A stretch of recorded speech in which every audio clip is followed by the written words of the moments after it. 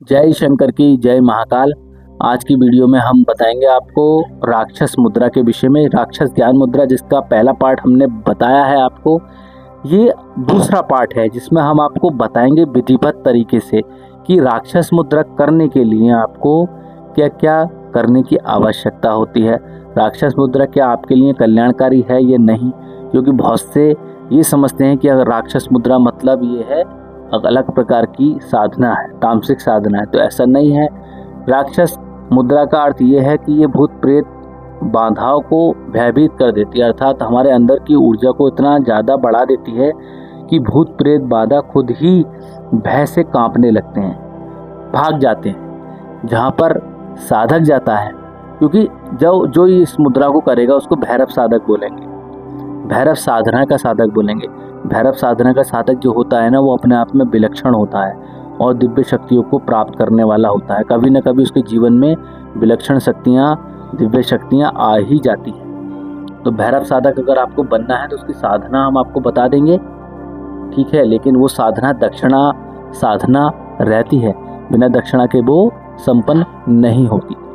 तो अभी हम अपने गुरुदेव से अनुमति लेंगे। अगर भैरव साधना अगर आपको करनी है, भैरव साधक आपको बनना है, तो सुनिश्चित आपको एक वीडियो बना करके दे देंगे जिसमें भैरव साधना के तमाम सारे तरीके और मुद्राओं का वर्णन किया जाएगा। तो यहाँ पर हम बात कर रहे हैं राक्षस ज्ञान मुद्रा की। राक्षस ज्ञान मुद्रा कुछ इस तरीके से की जाती है, देखिए यहाँ कुछ इस तरीके से की जाती है, यहाँ कुछ इस तरीके। इस मुद्रा को राक्षस ज्ञान मुद्रा के नाम से जाना जाता है।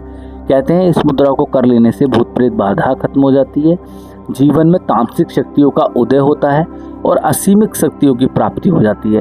तर्क शक्ति इतनी बढ़ जाती है कि सामने वाला कितना भी बड़ा ज्ञानी क्यों ना बैठा हो, आप उसका मुंह बंद कर सकते हैं, क्योंकि आपका कनेक्शन सीधा ब्रह्मांड से होने लगता है। समझ रहे हैं? ब्रह्मांड में जितनी भी ऊर्जा है, जितना भी ज्ञान है, उसको आप खींचने लगते हैं इस मुद्रा को जब आप करेंगे तो। ब्रह्मांड में असीमित ज्ञान है, असीमित शक्तियां हैं, तमाम सारी अलग अलग प्रकार की ऊर्जाएं हैं जिनको आप इस मुद्रा के माध्यम से खींच सकते हैं और अपने शरीर में स्थिर कर सकते हैं। तो ये एक दिव्य अनुभव है, ये एक दिव्य ज्ञान है, ये विधि है, एक योग विद्या है ये भैरव साधना की, जिसमें हम ब्रह्मांड की ऊर्जा को खींचते हैं और अपने जीवन को कल्याणकारी बनाते हैं। तो किस प्रकार से ब्रह्मांड की ऊर्जा को खींचा जाता है, ये एक मूल रहस्य है, कोई आपको समझाएगा नहीं। तो देखिएगा, अभी हम बैठे होते हैं पृथ्वी पर ध्यान लगा रहे होते हैं। जब पृथ्वी पर हम बैठे हैं, ध्यान लगा रहे हैं, तो इसका अर्थ ये है कि हमारे चारों ओर ऊर्जा है, ऊर्जा का समावेश है। तो ये ऊर्जा खुली हुई है, इसके ऊपर कोई परत नहीं है कि जिससे ये ऊर्जा केवल आपके इर्द गिर्द है और कहीं है नहीं। समस्त ब्रह्मांड में इस ऊर्जा से सभी ग्रह कनेक्ट रहते हैं, सभी नक्षत्र कनेक्ट रहते हैं, सूर्य कनेक्ट रहता है, मंगल कनेक्ट रहता है, बुध कनेक्ट रहता है, बृहस्पति, शुक्र, शनि, राहु, केतु, ये सब ग्रह कनेक्ट रहते हैं। लेकिन इससे ऊपर इसका कनेक्शन बढ़ने लगता है। जितना ज़्यादा ऊर्जा का समावेश बढ़ेगा उतना ज़्यादा कनेक्शन बढ़ेगा। वैसे ही साधक जब कभी अपनी चेतना को इस पृथ्वी से अलग हट करके ऊपर की ओर लेकर जाता है, तब चंद्रमा की तरफ और ग्रहों की तरफ, जितने भी पृथ्वी से जो करीबी ग्रह हैं, जो उपग्रह हैं, जो ग्रह हैं वो हैं, उनसे कनेक्ट होगा, उनकी ऊर्जा से कनेक्ट होगा। जब उनकी ऊर्जा से कनेक्ट होगा तो उसके बारे में उसको ज्ञान होगा। जैसे कि हमारे महर्षियों ने बता दिया था, पृथ्वी से सूर्य तक की दूरी केवल एक हनुमान चालीसा में। तो वैसे ही हमारे ऋषि मुनि जो थे वो इन्हीं चीज़ों का प्रयोग करते थे, अर्थात अपनी चेतना शक्ति का अभ्यास करते थे। जहाँ से उनकी चेतना टकरा कर आ जाती थी, उनको ज्ञान हो जाता था कितने किलोमीटर इस ऊर्जा का वेश है और कितने किलोमीटर ये ऊर्जा वे होकर के हमारे शरीर पर टकरा रही है। क्योंकि आपकी जो ऊर्जा है वो आपसे टकराकर सूर्य की तरफ जा सकती है, सूर्य से टकराकर वापसी आ सकती है। इतनी ज़्यादा उसकी स्पीड होती है कि जिसकी कल्पना आप नहीं कर सकते। चंद्रमा से टकरा करके आप अपनी चेतना को वापस ला सकते हैं। ऐसा सिस्टम हमारे इस देह में मौजूद है, क्योंकि हमारे इस देह में भी एक अलग प्रकार का ब्रह्मांड मौजूदा स्थिति में रहता है। तो जब कभी हम कल्पना करते हैं, जब कभी हम ध्यान करते हैं, योग करते हैं, तब ये सारी चीज़ें सक्रिय होने लगती हैं और साधक जो है दिव्य बनने लगता है। तो इस तरीके से इस मुद्रा को करते हैं। ये राक्षस मुद्रा कही जाती है।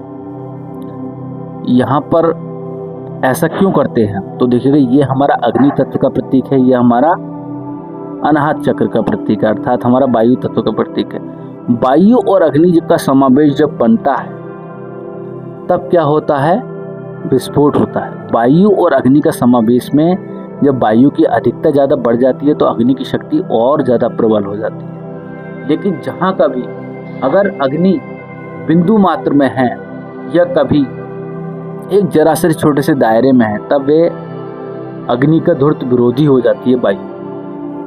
लेकिन जब ये कभी दोनों बराबर मात्रा में होती है, अग्नि और वायु बराबर मात्रा में होती है, तब विस्फोट होता है, तब अग्नि की शक्ति प्रबल हो जाती है, बढ़ जाती है। तो यहाँ पर जब हम इस मुद्रा को करते हैं तो हमारे शरीर के अंदर हमारी वायु और हमारी अग्नि प्रबल हो जाती है, हमारा मणिपुर चक्र और हमारा अनाहत चक्र प्रबल हो जाता है, उसकी ऊर्जा प्रबल हो जाती है। इतनी ज़्यादा ऊर्जा बढ़ जाती है कि हमारे नाभि पर गर्माहट का अनुभव हमें प्राप्त होने लगता है, हमारे कौड़ी प्रदेश में कंपन प्राप्त होने लगता है, ऐसा लगता है जैसे चींटियां काट रही। ऊर्जा का तरह समावेश हम ग्रहण कर लेते हैं। ये ऊर्जा का समावेश जब बढ़ जाता है, ज़्यादा बढ़ने लगता है, तब साधक परम सिद्धि को प्राप्त होने लगता है। और ये सिद्धियाँ इतनी ज़्यादा प्रबल हो जाती हैं कि साधक का मन मोह लेती हैं और उसके जीवन में अलग अलग प्रकार की उपलब्धियाँ आ जाती हैं। तो इस मुद्रा को कुछ इस तरीके से किया जाएगा। करने के बाद में आपको क्या करना है? ओम का मानसिक जप करना है, भगवान महादेव का जप करना है, भगवान हनुमान का कर सकते हैं, माता काली का कर सकते हैं, माता दुर्गा का कर सकते हैं। क्योंकि यहाँ पर जब हम दो कनेक्ट करेंगे तो माता दुर्गा से संबंधित जितनी भी देवियाँ हैं उनका भी आप ध्यान कर सकते हैं इस मुद्रा में, और महादेव से संबंधित जितने भी देव हैं उनका भी आप इसमें ध्यान कर सकते हैं। अर्थात महादेव के जितने अवतार हैं उनका स्मरण करके आप इनको कर सकते हैं, और माता दुर्गा के जितने अवतार हैं उनका स्मरण करके आप इस मुद्रा को कर सकते हैं। तो ये मैंने आपको एक विज्ञान बता दिया। इसकी विधि भी यही है, 12 मिनट इस साधना को करना होता है। लगातार 54 दिन तक करने से ये सक्रिय हो जाती है और काफ़ी अच्छा अनुभव आपको प्राप्त होगा अगर आप इन मुद्राओं का अनुसरण करेंगे, ध्यान करेंगे इनका। तो इनका ध्यान कीजिएगा, इनका अनुसरण कीजिएगा, पूरी हमारी वीडियो को पूरा देखिएगा ताकि आपको पूरी तरीके से समझ में आए। तो मिलते हैं अगली वीडियो में एक नई मुद्रा के साथ में। तब तक के लिए जय महाकाल।